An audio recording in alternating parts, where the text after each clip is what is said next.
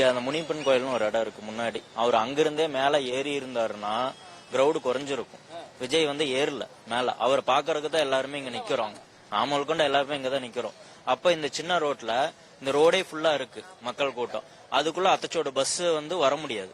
அந்த பஸ் வரல, அந்த சைடு கட்டா இருக்கு, இந்த சைடு வீடு இருக்கு. இந்த இடத்துல ஜென்செட் தகரம் போட்டிருந்தாங்க. அந்த ஜென்செட் தகரத்தையே எல்லாம் பிரிச்சுட்டாங்க. அவர் எண்டனாயி மேல ஏறக்கு முன்னாடியே ஒரு 5 பேர் அங்க மயக்கம் போட்டு விழுந்துட்டாங்க அந்த செட்ல.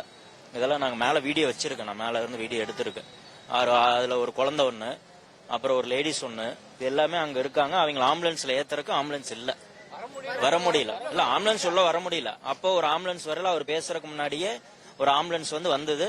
அது விஜய் வேனுக்கு பின்னாடி எல்லாம் தூக்கிட்டு போனாங்க. 3 பேர் அப்புறம் 4 பேர் ஏத்துனாங்க. இதெல்லாம் வர்றதுக்கு முன்னாடியே இதெல்லாம் நடந்துருச்சு. ஆனா வந்து பாத்தீங்கன்னா அவரோட பஸ் உள்ள வந்ததுதான் ஃபர்ஸ்ட் மிஸ்டேக். மேல ஏறி இருக்கலாம். அவரு பொதுவா வந்து மேல ஏறி கை காமிச்சிருந்தா எல்லா கும்பலும் கலைஞ்சிருக்கும். அவர் ஏறவே இல்லை. இங்க வந்து நின்னுமே 5 நிமிஷம் அதாங்கண்ணா ஏறி இருந்தாவே கலைஞ்சிருக்கும்.